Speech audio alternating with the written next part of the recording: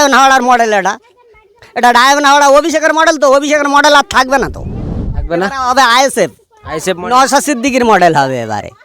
মিডিয়ার মাধ্যমে যে আজকের এই দেখা যায় এই টিএমসি সরকার 13 থেকে 15 বছর আমাদের কিন্তু একটা জল পর্যন্ত, যে জল না হলে মানুষ জীবন বাঁচে না, সেই জল পর্যন্ত আজ পর্যন্ত দিচ্ছে না। তাহলে আমরা কতটা ভাই ব্যথার মধ্যে আছি, কষ্টের মধ্যে আছি। এটা কি ক্ষোভের বই প্রকাশ করছেন? হ্যাঁ, খবরের বই প্রকাশ করবো না। আজকের 12 থেকে 13 বছর, এমনকি এই মায়েদের জিজ্ঞাসা করুন পাড়ায় পাড়ায়, সবাই বলবে যে পুড়ে যাওয়ার পরে মানুষ এরকম খোলা জায়গায় মানুষ বসেছিল, মানুষের খাদ্য বন্ধ ছিল নেই, এই মানুষেরাই মানুষের দ্বারে দ্বারে চেয়ে এনে ভিক করে এনে এখানে বসে মানে খেয়েছে। রাতের অন্ধকারে তেরপল ঘিরে আমরা আমাদের মায়েরা বাচ্চারা সব তেরপল ঘিরে বসে আছে, আমরা বেটা ছাবাল্লা রাত কি রাত নাইট গার্ড চেইলে ডিউটি করে তারপরে এই মা বোনেদের এদের মান সম্মান বেঁচেছি এই জায়গায়, মানে বাঁচিয়ে এই জায়গায় মানে ছিলাম বা আজও আছি। আজও সরকার এখানে একটা রাস্তা বন্ধ করে না। এই যে রাস্তাটা হয়েছে, শুনবেন, এই যে রাস্তাটা হয়েছে, এই রাস্তাটা যে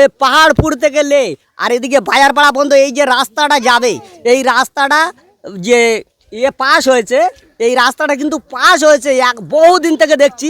এই আজ একটু কাল একটু করে ড্রেনটা হচ্ছে, ড্রেনটা পুরো সাকসেসফুল করছে না। বা একটা বর্ষা এর মধ্যে কেটে যাচ্ছে, এর মধ্যে যে একটা বর্ষা কেটে যাচ্ছে, পাহাড়পুর মৌজার এই সাইডে যত মানে লিকাল করা আছে জায়গাগুলো, সেই লিকালের জায়গাগুলোর যত পচা পানি আমাদের এখানে ড্রেনে এসে, ড্রেনের যে জায়গা জায়গায় ঢাকনা খোলা হয়, এই ঢাকনাতে উৎপন্ন হয়ে আরও আমাদের 16 বিঘের বস্তি আরও ডুবে আমরা ক্ষতিগ্রস্ত হচ্ছি।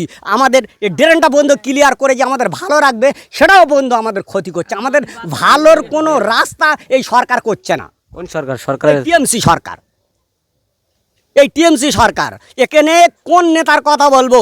ববি হাকিম পর্যন্ত এসেছিল। যে বছরে মমতা ব্যানার্জি নিজে মুখ্যমন্ত্রী হয়, সেই বছরে আমাদের এখানে কালীনগর মাঠ বলে ফাঁকা রাস্তার ওপরে একটা জায়গা আছে, সেখানে ওই দিদি এসে নিজে দাঁড়িয়ে প্রতিশ্রুতি দিয়ে গেছিলো যে মহেশতলা বজবজ 11 নম্বর ওয়ার্ডের মধ্যে যেখানে যত যার প্রবলেম আছে, প্রবলেমগুলো সলভ করবো।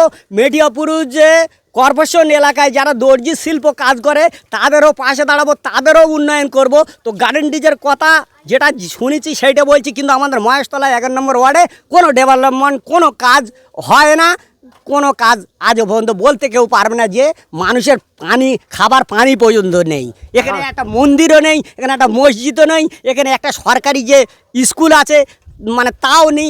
মানুষ যে কত কষ্টের মধ্যে বসবাস করছে, যদি মানে কোনো দিন মাননীয় মুখ্যমন্ত্রী আসতো একদিন মানে মনের কথাটা ঝেড়ে বলতাম। কিন্তু মুখ্যমন্ত্রীর পরে যারা নেতৃত্ববৃন্দ, এমনকি ববি হাকিম পর্যন্ত এখানে এসছিল, বা আরও বড় বড় ববি হাকিমের পরে যারা নেতৃত্ববৃন্দরা আছে, প্রত্যেকে কম বেশি এখানে এসছে।